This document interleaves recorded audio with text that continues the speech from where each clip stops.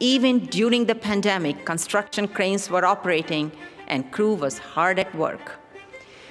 We completed the new University Drive parking garage, the re-roofing of campus recreation and wellness, the Graduate College of Social Work renovation, and the renovation of Melcher Gymnasium, the new home of the Department of Communication Sciences and Disorders. UH also broke ground on 3 major projects. The John M. O'Quinn Law Building next to the University Lofts is a 179,000 square feet of state-of-the-art facility and new home to our top-ranked law center. It will open for the fall semester of 2022.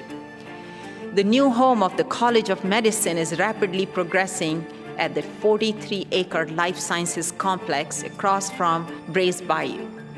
The construction will be completed for the fall semester of 2022 as well.